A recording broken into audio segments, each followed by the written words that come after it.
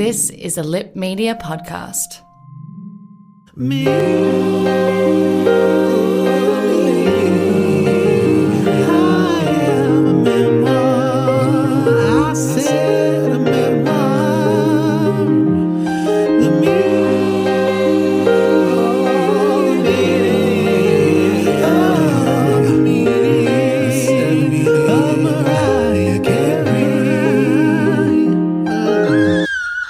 Hello, Lamely. Welcome to a monumentous week here in the meaning of Mariah Carey. Me, I am a memoir. This is Fab, the fabulous Adam Richard. I'm here with Posh, Philip Lee Curtis, and how are you this amazing release week? Oh my God, it has been chaotic. As I told you off air, I have not slept as I've been trying to keep up. We're not reading the book for another month. What are you doing? I know. There's just so much, which we will touch on. But I was up till 4 a.m. trying to, devour it. And then I just said, I just can't anymore, Mariah. I'm sorry. I have to sleep. You've OD'd on MC. Well, if you're going to do it, that's what you're going to do it on. All right. Well, let's get to the bottom of that mess that you've made here in Me Moments. Me moments. Okay, so let's just touch on the first thing that's on my list because that's the kind of day I'm having. Yes. Today or yesterday, technically, if you count the date, because we're different time zones. Yes, and also we're not putting this out until Monday. Exactly. So really, this week is the 25th anniversary of Daydream. Oh, it is. This is Happy a big one. Happy birthday, Daydream. Happy anniversary. It's the 12th anniversary. Oh, that's right. She doesn't have birthdays. Yeah. Which is very exciting because it means it is the 25th anniversary of me being a lamb. This was the first album I had. So this is a big deal. Very exciting for you. And I thought on the socials, I might have to share the original album that I have where the liner notes, like the sleeve, is so worn it's had to be taped back together because I just stared at it intently. I feel like Daydream was kind of like the last pure album that she did with Walter Afanasieff before they had their big fight. I can't imagine Mariah in a fight with anyone. Well, it was more he thought she was disrespectful to Tommy Mottola. I wonder if he's reading the book now and going, Sosmira. Yeah. Do you think he pertains to the meaning of Mariah Carey?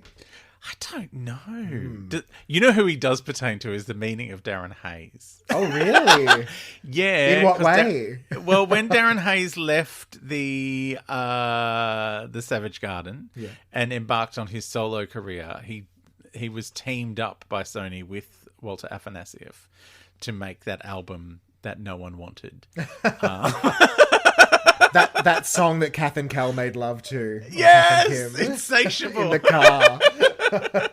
Where they redid the entire video because he didn't like his hair. Speaking of, that's essentially what my hair is right now. You've got full Darren Hayes post Savage Garden hair today. But yeah, it was. If you ever want to see an amazing music documentary, I really don't. Oh no! Okay. If you want to see a terrible, the documentary that they made of that tour. So Darren Hayes went on tour to promote the album, and I'm guessing it was assumed he would be pulling in the same kinds of crowds that Savage Garden were on their last tour. And the video is really frank. They show, whole sections of the audience blacked out with curtains to try and hide the fact that there's no one there. Just, being downgraded from arenas to smaller stadiums to, school concert halls or wherever he ended up. But it is like, and he's not dealing with it. He's really, and he's like I did an interview with him. Oh, hang on. I've forgotten to put the tarp down before I dropped all these names. There's a mess down there now. Everyone's basement is WAP. But yeah, he was quite upfront about it. He's like, I thought it was going to be this big thing, and it ended up being not what I had been led to believe. And it was a huge cathartic experience for him. But yeah, it's really hard to watch because, when you watch those documentaries, it's always like, oh my God, amazing. Milan just turned out they're incredible. What an amazing audience. And he's just like, oh, there's 8 people here. Don't hug me in the corridor. Oh my God. I can tell you right now, I've played to less than that. Oh, I know. I've played to 2 people. Yeah, it's fun. During the recent Adelaide Fringe, like when lockdown first started, each night it was just less and less people because people were starting to stay home. And the ticket sales weren't great already. Yeah. So I was like, oh God. Adelaide is a nightmare. Like you have to go every year for 10 years and then eventually they turn up. And look, I think I just got a little bit lucky in the first year. The concept must have, people must have liked the idea of it, and the venue I was at had a bit of a built-in audience. Yeah. Whereas this time, as great as the venue was, it didn't have the audience built in, and I wasn't a local. But I should go back one step just to let everyone know that we have decided throughout the week that we won't be reading the book in advance. We will be reading chapter by chapter. Yeah. As we do the episodes. I mean, we'll read before the episode. We're not going to read it out to you. During the episode. But like the week of. Yes. Because we went back and forth and we're like, what's the best way to do it? We thought this way, everything's quite fresh. It'll be a surprise for us.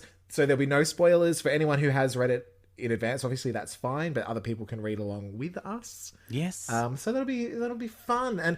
But it also means that we're having to try to not... read too much of what's in the media because I know but it's hard because there's a Mariah headline everywhere. Yeah. But I just wanted to let people know that. So for the promotion of the book this week, I mean, Mariah's been everywhere. She's been on Gale. She's been on Trevor Noah. She's been on Colbert. iHeartRadio had a special called Looking In. And you know what she's loving is that she just has to sit in front of that piano at home and not move. Right? And just smile when they compliment her for the first 5 minutes. Now, in most of these interviews, they're all available online, so we're not going to dig right in. And a lot of it is the general sort of promo kind of stuff. But there were a few little things. It's not deep like Oprah. No. She's not having a story explained to her by Oprah. Oprahsplaining. Oprahsplaining is seriously it's my new favourite word. But I do want to touch on a couple of little things that she mentioned. So in the Gayle King interview, Gayle did ask whether Mariah thought she would be the success she is today without Tommy Mottola. And before the question was finished, Mariah just said yes. She went on to talk about other things, but it was like, yes. And there was not a hint of anything. It was just a yes. Yes. What do you mean, Gayle? My force of meminess is enough to make me a star. Yeah. Mottola or no. The Trevor Noah Daily Show interview, really my only note from that is that Trevor looks good. He's looking good in lockdown. Oh yeah. The hair's grown out and I'm digging it. The Colbert interview, the one thing that I did not know this, because he was introducing her and saying 5-time Grammy Award winner. I nearly fell over because I was like, only 5? Like, don't get me wrong. To get 1 is amazing. But Billie Eilish won 5 this year. Yes. And I think to myself, Billie's great. And I know she's doing very well and has a lot of fans. But you're telling me that Billie Eilish has the same amount of Grammys as Mariah Carey? Yes. With her 19 number ones? I don't understand. Well, this is a thing that happens a lot with the Grammys, is sometimes one person will get 400 of them and then someone else will make a lot of money. So you don't necessarily... I mean, it's the same with the Oscars. Like, when was the last time you saw an Oscar-winning picture that people actually had paid money to go and see in the cinema and not just downloaded off an Oscar screener off the internet? It's true. So I think if Mariah's sad about not having that many Grammys, she's crying into piles of money. That's true. I think it was just more, there are certain artists, especially Mariah, that you just think of as, they're legends. And they've got so many big hits that you just naturally assume that, Hero was Song of the Year and, One Sweet Day was Song of the Year. And I know. What? So, yeah, I was just kind of thrown off by that, as Mariah probably is as well. Like, I think also the Tommy Mottola thing may have, I don't have any evidence for this, but it may have worked against her with, her peers voting for her in those kind of instances. Because it's like, well, I kind of really like the music, but I feel like she's essentially married her way to the top. So, you know, if I'm going to have to choose between her and someone else, maybe I'll just pick someone else. Well, maybe now that these people can read the book, where I'm sure Mariah... maybe we should get retroactive Grammys. Yeah, exactly. Take them off, all the losers who didn't deserve Maybe them. that should be one of our... If there's a Grammy chapter, we should go through all of the Grammys she's lost and decide who whether really she deserves it in that instance. We'll go through, the nominations. Yeah, absolutely. Yeah. Right, put that on the list. This podcast is going to go for 14 years. I know. We're barely going to get through chapter 1. I know. All right, in the interest of pushing through, Matron, as the actress said to the bishop. There was an Amazon Live Q&A with Misty Copeland, which I have not finished. I've just started that, but it does seem interesting. I'm excited to get through that. So maybe if there's anything of real, substance, we'll bring that up next week. She's going to have talked about the whole book before anyone even I know, looks at but I am being careful to not sort of mention too much about what's in the book because of what we're doing. Yeah.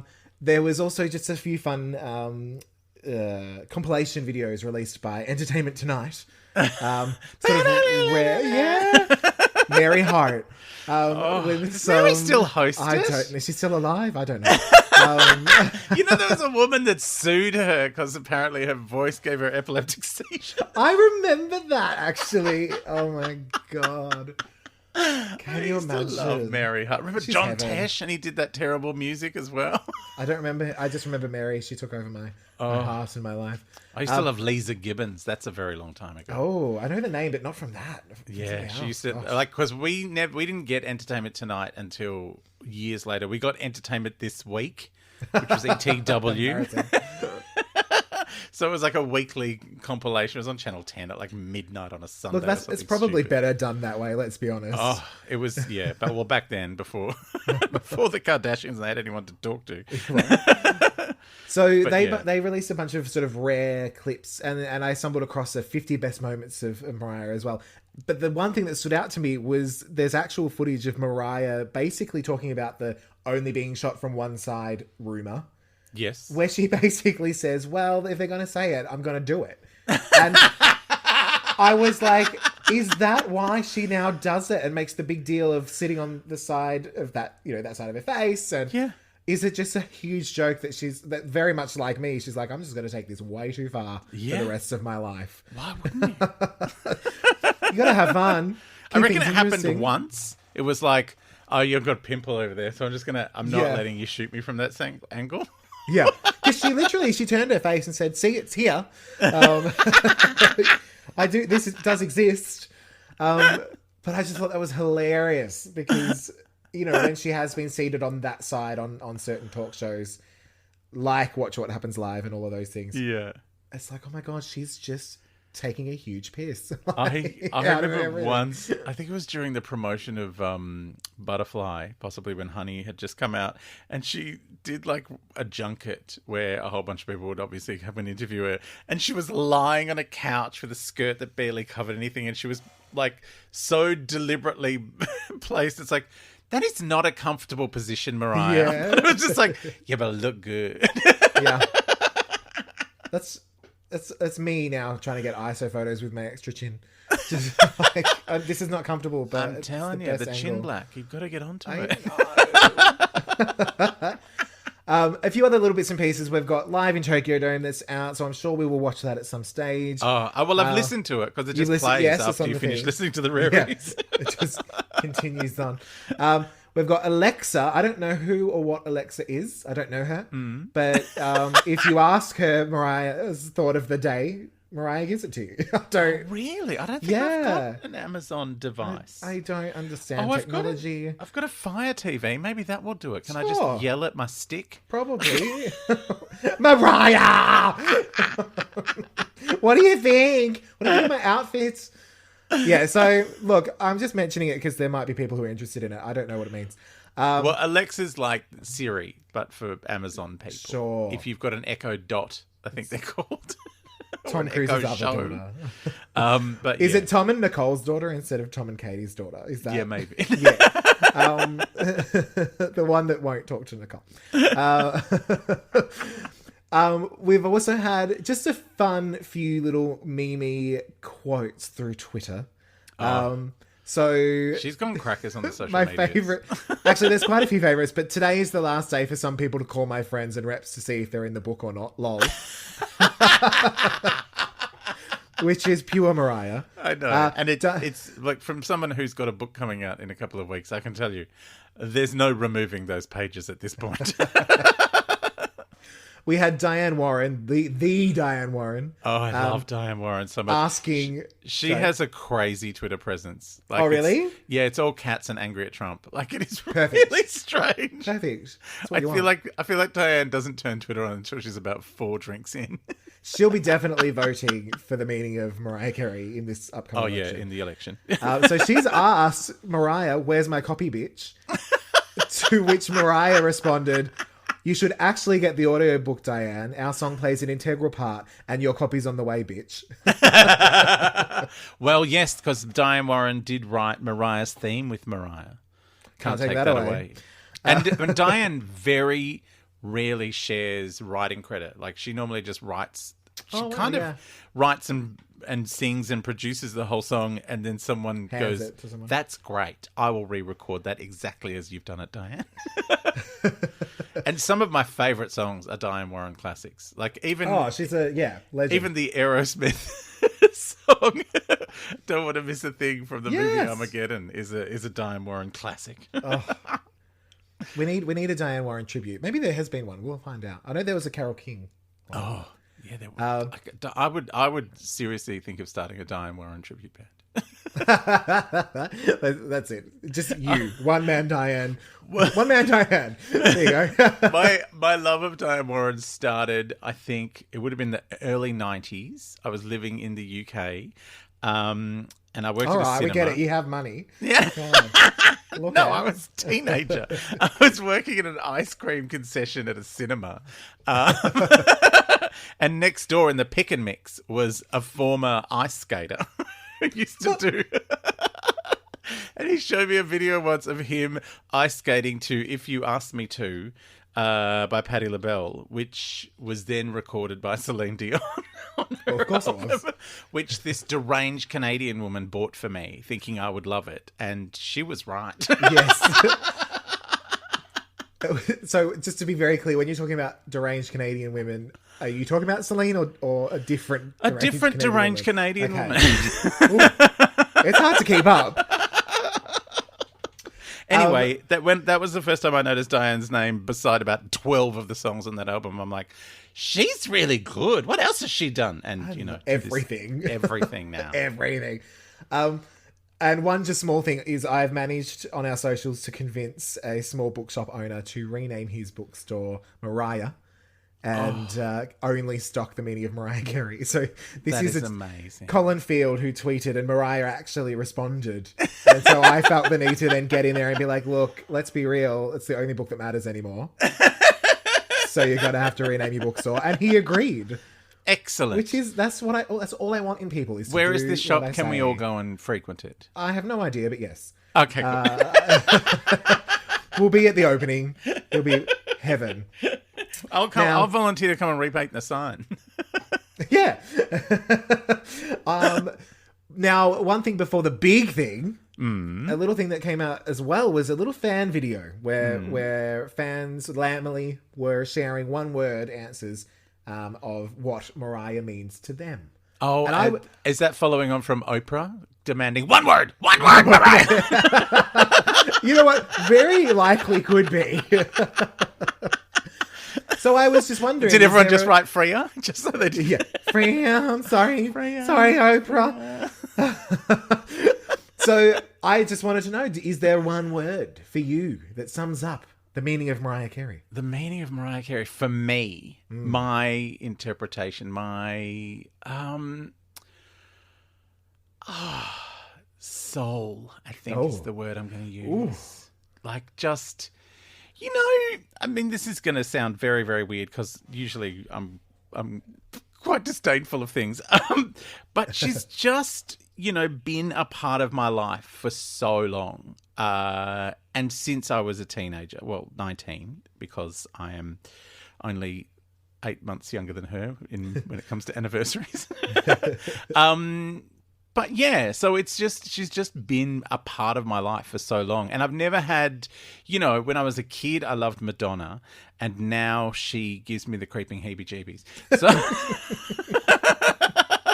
and I've had little dalliances with other people. Like I went through a big Britney phase, but only that first album. Britney, bitch. Danny, I loved for a little while because, you love to make fun of her. Well, there was that. But also I really I thought she was cool. So yeah, but it's just always she's always been there. Like whenever you're having a sad day, there's a Mariah song. Whenever you're having you need a pick me up. Like Mariah's theme, seriously, is a shower go-to when I'm having a bad day. Yeah. They can't take that away from me. Mine is Tina Arena's Chains. That's my shower song. That is a very good song. But see, I remember Tina when she was 7 on the television. Well, see, I remember that my mum had the Daydream album, and my grade 1 teacher, I was 6, my grade 1 teacher had Don't Ask by Tina Arena. Oh. And so they taped it for each other. Because this was back in the days where the CDs cost $30 and we didn't have $30. So it was like my responsibility to swap the cassettes over. And it was like, oh my God, it's all happening. Yeah. And then they were surprised when I was gay. I don't Please listen to this album of soulful ballads, jaunty ditties by powerful women, and try not to turn gay by the end of the week.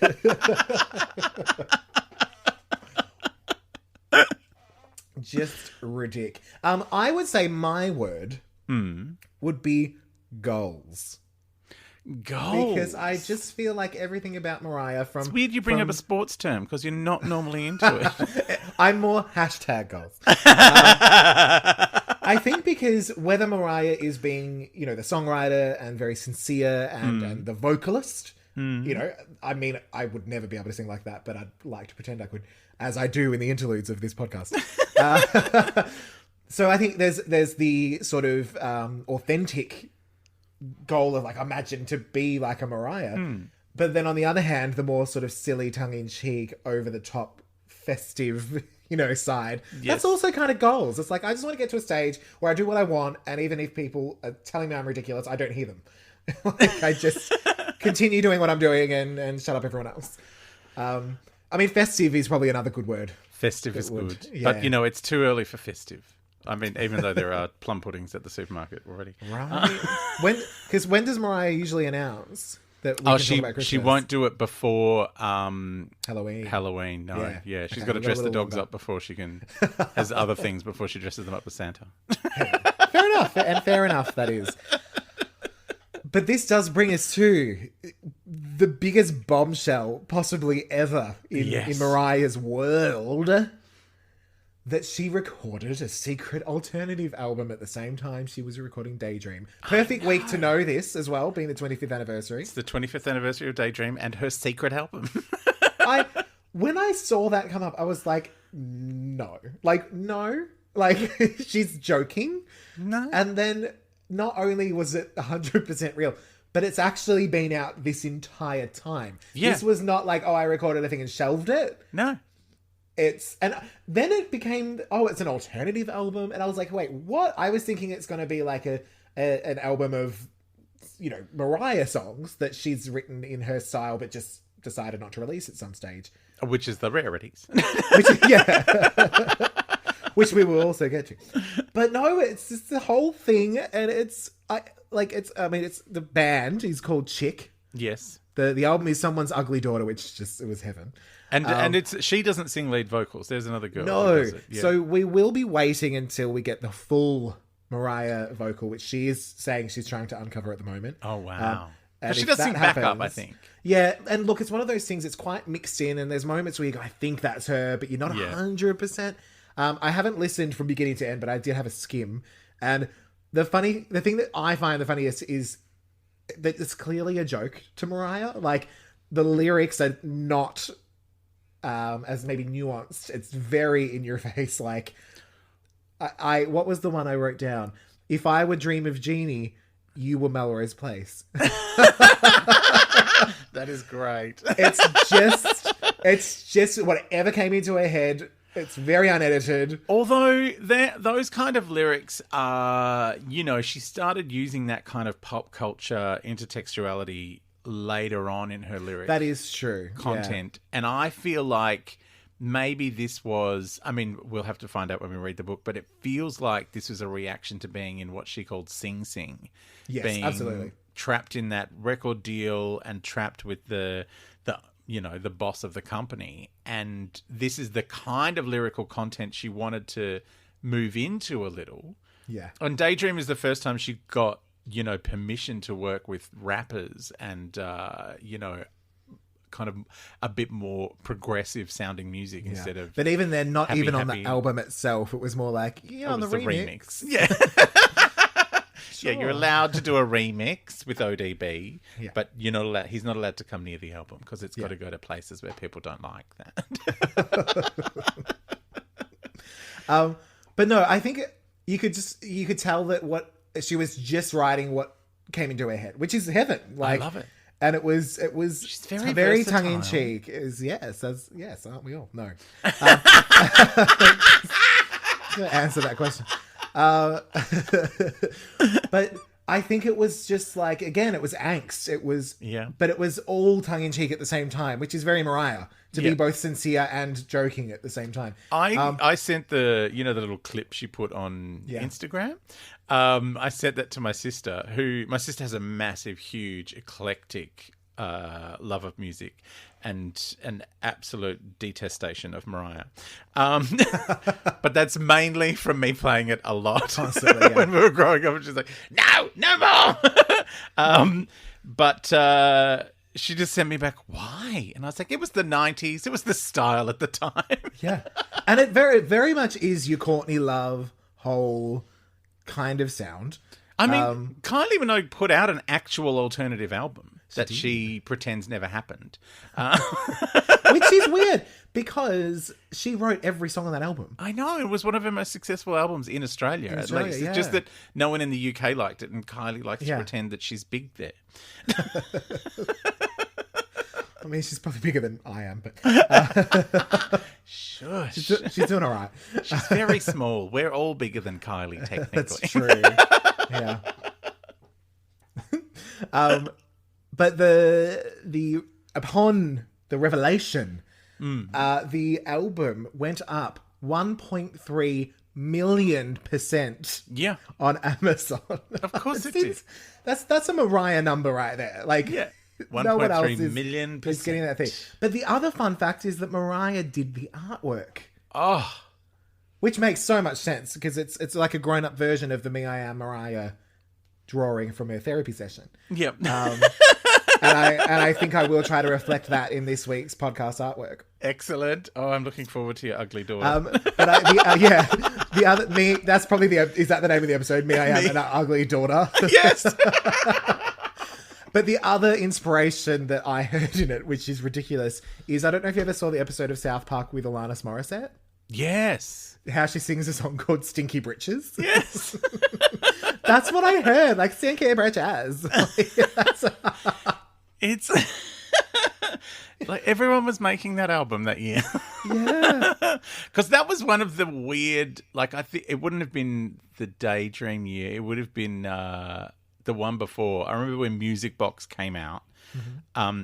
Everyone I knew, every single person in my life was listening to Triple J. They were all into the Hottest 100. Sure. It was Alternative City. Was that when Kylie did Impossible Princess around that No, time? it would have been when she did KM94. So Me, Put Yourself in My Place. It was crazy. Like, everyone was mad for all this alternative stuff, and I kind of felt like I was the only person in the world squealing One Sweet Day at the top of my lungs. Yeah. I was the only person listening to anything that was, kind of pop, because everyone I knew was into alternative stuff. So, it's nice to know Mariah was also doing the same thing. Yeah. Like, she was forced to listen to a whole lot of alternative stuff because that's what was going on. She's like, I reckon I could have a crack at that. Yeah, go on. I'll do that in between my other album. It's fine. I'm busy. But yeah, I just that is a Mariah-sized secret right there. Like, Oh, yeah. to hold on to that for 25 years. 25 years of just mental. like, oh, yeah, I made this record. That's Yeah, mine. BT dubs.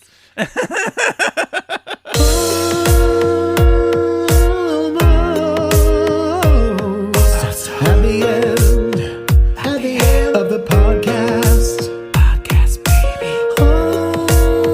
Almost there, almost home, you could probably say.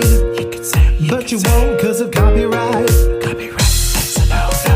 Well, thank you so much for those me moments. Now, because we've got so much to talk about this week, we're going to have to go into bonus episode. Overtime. bonus. So we'll be releasing another episode this week where we will talk exclusively about the new album, Rarities. I'm very, very excited. Thank you for those many me moments. I'm very So excited. many. Thank you, Mariah. We appreciate it. We appreciate everything and your 25-year-old secrets.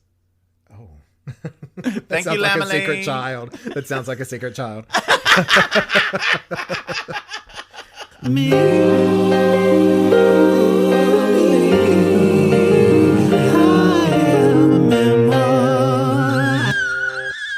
Jessica Malboy, the secret child. Yes, exactly. 25-year-old secret. Oh my God. All right. And on that note, love you, Lamley. Bye. Bye.